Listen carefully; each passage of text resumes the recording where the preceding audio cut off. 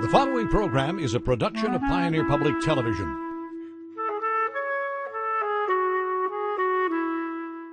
In this episode of Postcards. The arts and humanities, there's a thing called the humanities, and I think that's what art does, is it transmits our human nature, our culture. It's kind of a big thing right now. It's called social practice artwork, in which you're engaging your audience on different levels besides just having them come and look at your artwork. It's a release. You know, when I'm doing that, I'm not thinking about anything else but what I'm putting in that glass.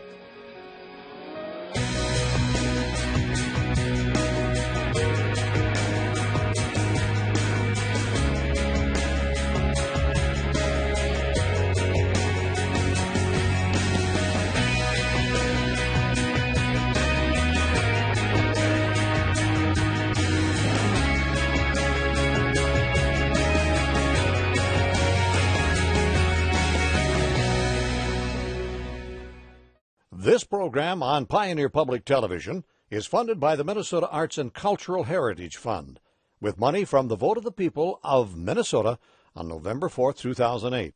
Additional support provided by Mark and Margaret Yekel Julien in honor of Shalom Hill Farm, a nonprofit rural education retreat center in a beautiful prairie setting near Windham in southwestern Minnesota. ShalomHillFarm.org. The Arrowwood Resort and Conference Center, your ideal choice for Minnesota resorts offering luxury townhomes, 18 holes of golf, Darling Reflection Spa, Big Splash Water Park, and much more. Alexandria, Minnesota, a relaxing vacation or great location for an event. Explore alex.com. Easy to get to, hard to leave.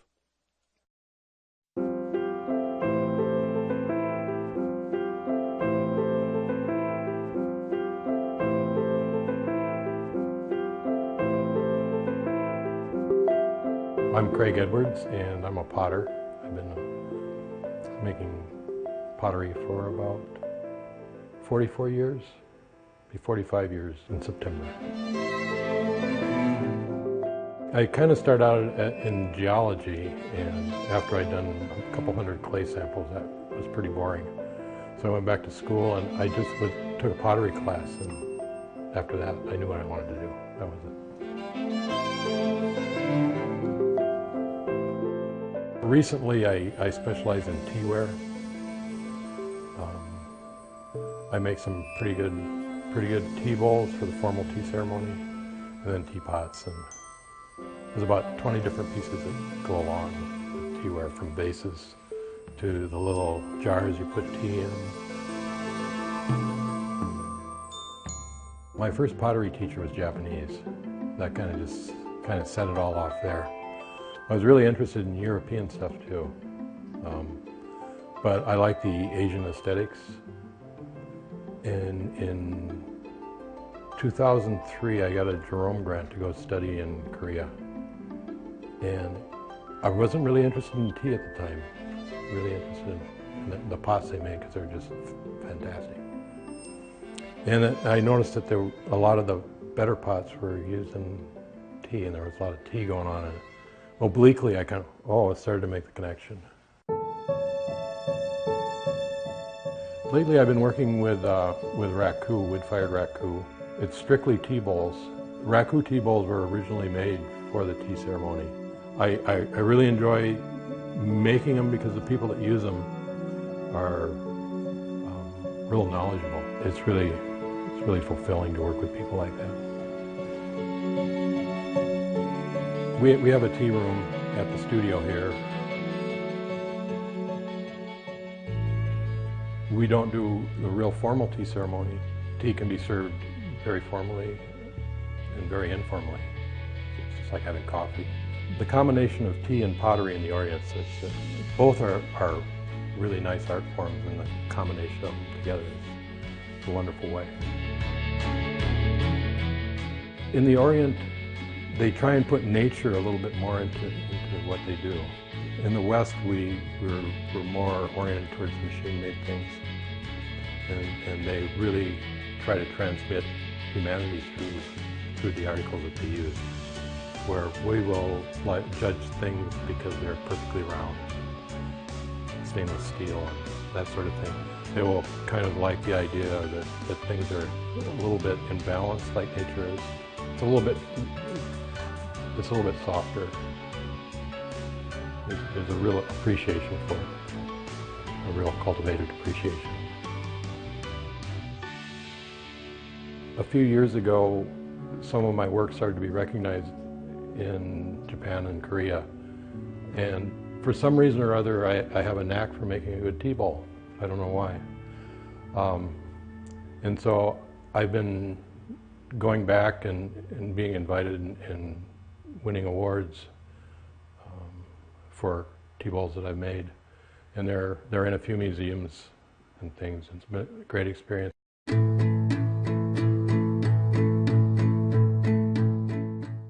Here are the steps to making a bowl.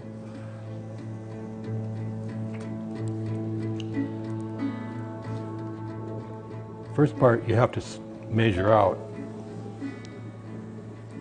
And I'm doing a technique calling throwing off the top or throwing off the humps. So instead of making a lot of little balls of clay, I'll just draw up what I need.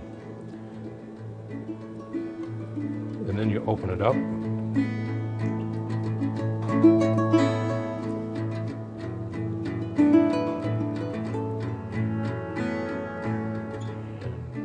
form it like this.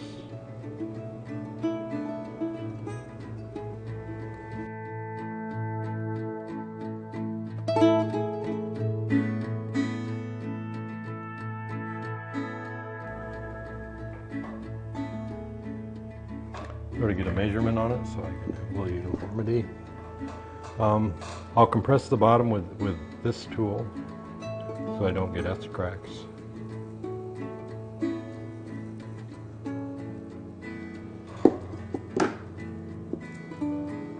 And this tool is called a rib, and it finishes up the form on the inside.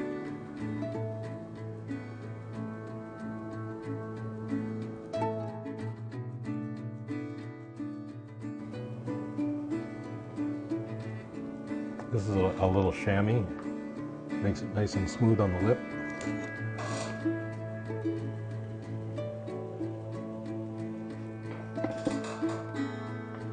We cut it off. And that's the throwing process. And these will set up a little bit, I'll trim them, and then we'll bisque fire them and glaze them. Fire them one more time.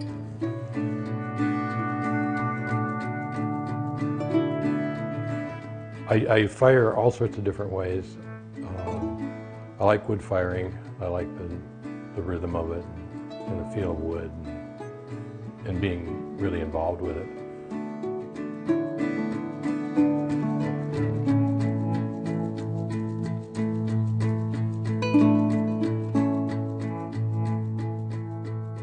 Right now I'm not making anything, but I was a minute or two ago, making of these bowls, and they're kind of like exercises on piano, you know, doing scales, and it's one of those. It's part of my skill set. It's one of those things that I can do, and I enjoy doing it.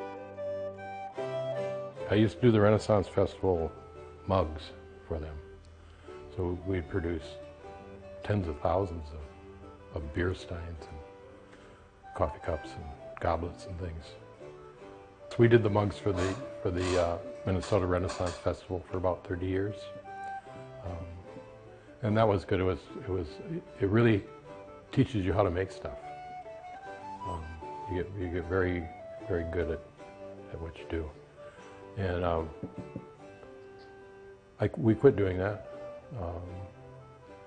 And I'm really glad that I did it, because now I'm really good at what I do, and I can make things that I've been wanting to make for a long time.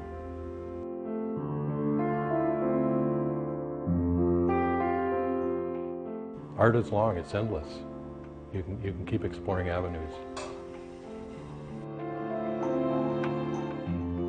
The arts and humanities, there's a thing called the humanities, and I think that's what art does, is it transmits our human nature, our culture, to what we have visioned to the future. There's a lot of civilization. All we know about them is their art. That's it. So art will last for a long time, and so it transmits who we are. And so living in a rural communities is wonderful for that because it lets you be a human being.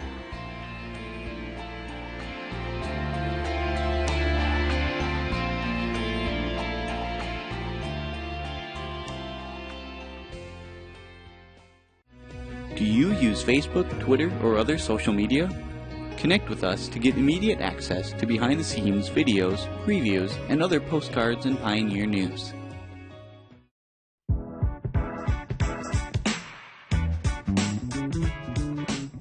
No one accidentally goes to a museum. It's a destination experience, and so we're trying to sort of expand people's ideas about how you can view art, what public art is, what contemporary art is, how we interact with it, and a lot of times we go to places where there is no museum, there is no public art, there is no gallery, so it's a way to economically and efficiently and flexibly bring some in, and someone that's not necessarily interested in art might actually have an accidental experience, and it would be fun instead of stuffy, and then maybe they would say, hey, I had a good time at that, I think I'll go to another art thing, right? So that's really that. It's just a friendly way and an unexpected way to engage someone that might not want to engage with art initially.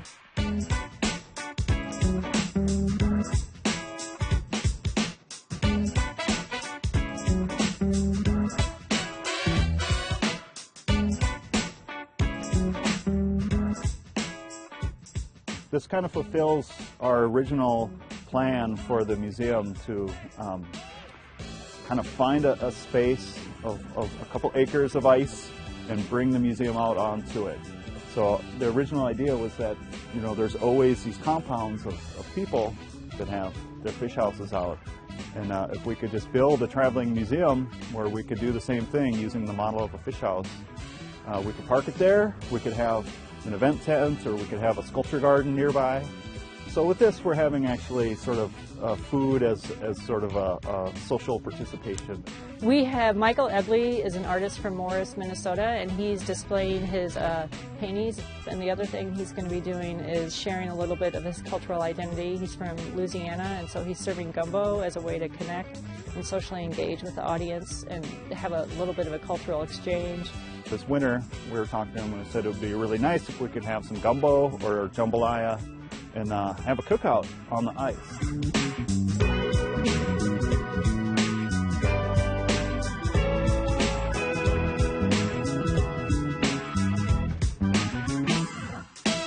This is my opening for Gris Gris Gumbo Yaya, which is a kind of multidisciplinary exhibition. We're here inside the Traveling Museum where I'm exhibiting, 7 paintings that I've made over the course of the year.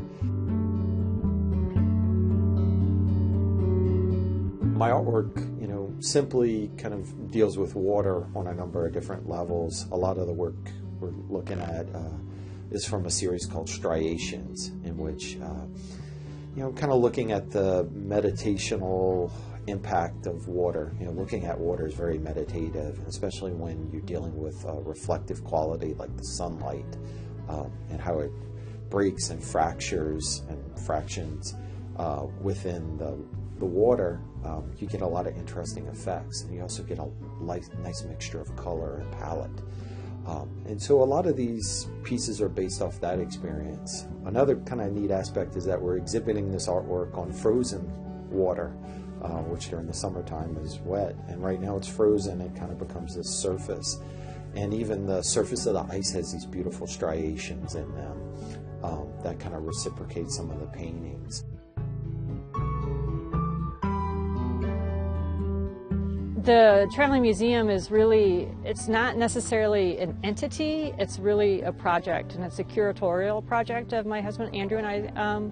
So I would prefer if people tried to think of it as an ongoing project, and that project is developing a history, and that history really hinges on how people connect to the space as visual artists and as audiences. So we're always looking for artists to think about ways in which they would consider using the space. And we want to work with other artists, and we want artists from all over to engage with the space, and we want organizations and communities to engage with the space. And so the history of the museum is really going to be built upon those that engage with it in a really creative way. It's a really unique idea to be able, especially in rural Minnesota, to be able to take a traveling gallery to all these different places and to kind of bring art to the people and not expect them to come, to go to this venue or go to this museum, but you're kind of bringing it out into the public. It's kind of a big thing right now. It's called social practice artwork, in which you're engaging your audience on different levels besides just having them come and look at your artwork. So, it's kind of an interesting and festive occasion. I think our message is just that you can participate and you can be involved with cultural activities at a real local level. You don't have to go somewhere else to see these things. Our idea is just to, to be curious. Our vision is that wherever we go, it becomes an emblem of Minnesota, and we thought that there's really two really great exports from Minnesota, and that'd be fishing and art. And so this would be a good way to kind of tie those communities and activities together. So our hope is to continue to get out to the greater United States and sort of be away from Minnesota. Since this is a postcard for Minnesota, we can be away from Minnesota and kind of showcase it from afar.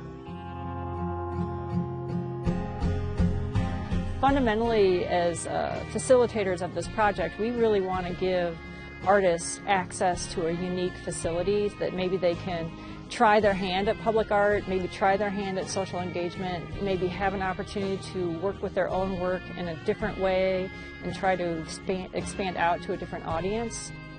It's hard as an artist to have a way to share what you're doing because it is such a private thing. You're in your studio and you make it, and then it either collects dust or you put it somewhere. So to have another way that artists can show things is pretty great.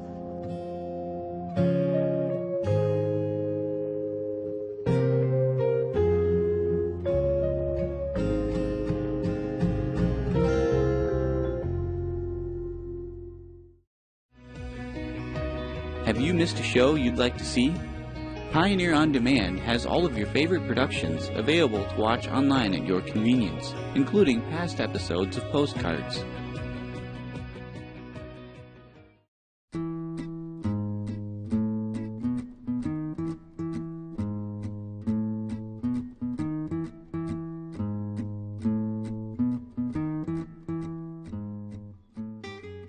Actually, when I started out in this business, I started out with desktop publishing, and then I went into vinyl, and then I finally went into glass engraving.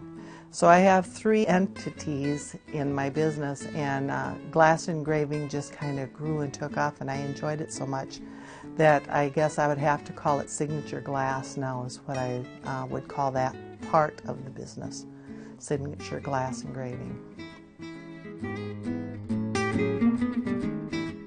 I really didn't expect myself to go into glass engraving, but it just so happened that I was on the internet one day and I spotted a gal that does glass engraving, and I was so intrigued by what she did and how she managed to make the images in the glass that I thought, I want to try this. I want to see, if I can do this as well. And that's how I got started, and here I am today.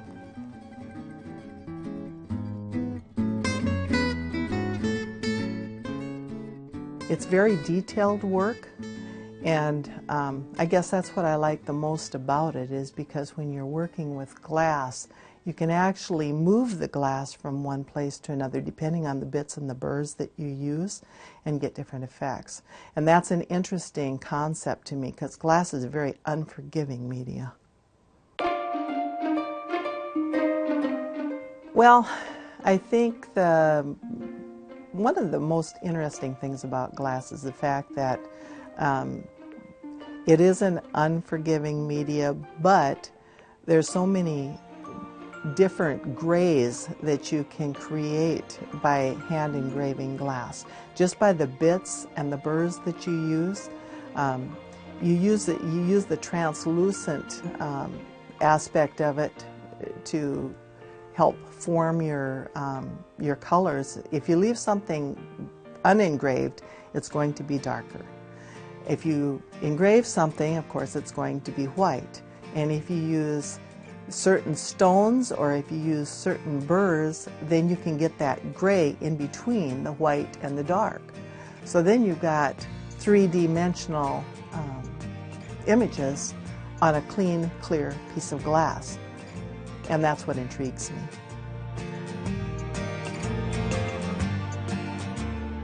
I have a bit that I can actually engrave a line that's finer than the human hair. And so it just depends on how steady your hand is and what they want, you know. I haven't found anything yet that I can't engrave in glass. Not that I won't. But so far I've been able to engrave what they've asked me to engrave. Most of the people around here seem to enjoy the wildlife.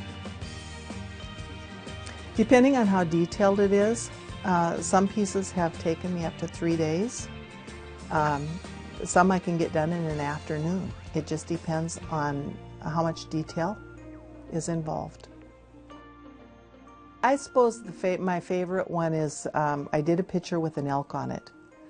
And I really liked that because he looked so majestic on that picture.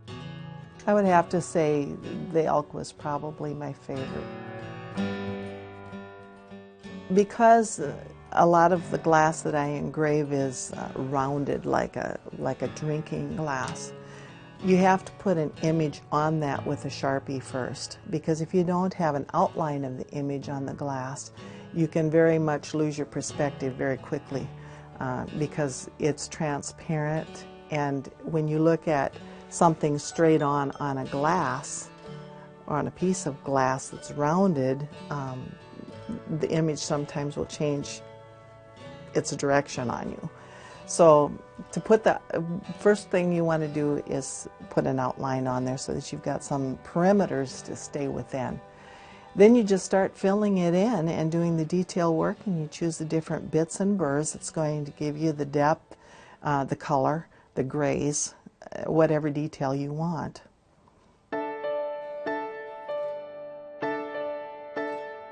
Of course, Minnesota is the land of 10,000 lakes, as everyone knows, and I'm a fisher person. I like to fish, and I enjoy the wildlife. I enjoy country living. I've been around and seen different wildlife and different scenery in that, and it's just so nice to be able to do something that, you know, you can preserve that in some way. And, you know, one thing about glass, you put something that someone likes into glass, it can become an heirloom. It can be something that you can hand down from generation to generation. And that's something that they're going to say, I got this from Grandma. And they're going to hand it someday down to their children. And it's kind of neat to have that feeling that you're a part of that.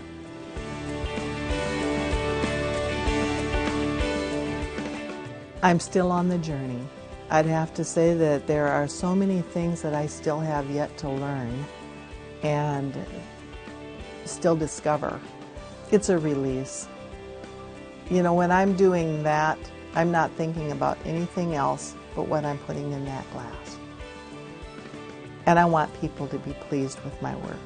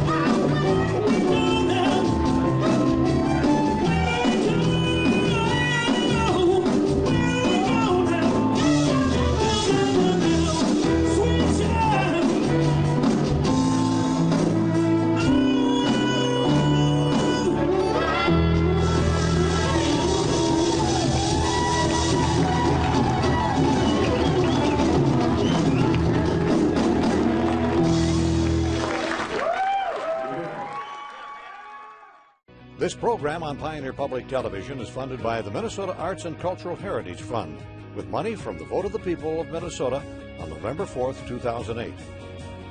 Additional support provided by Mark and Margaret Yackel-Julien in honor of Shalom Hill Farm, a nonprofit rural education retreat center in a beautiful prairie setting near Windham in southwestern Minnesota. ShalomHillFarm.org. The Arrowwood Resort and Conference Center, your ideal choice for Minnesota resorts offering luxury townhomes, 18 holes of golf, Darling Reflection Spa, Big Splash Water Park, and much more. Alexandria, Minnesota, a relaxing vacation or great location for an event. Explore Alex.com. Easy to get to, hard to leave.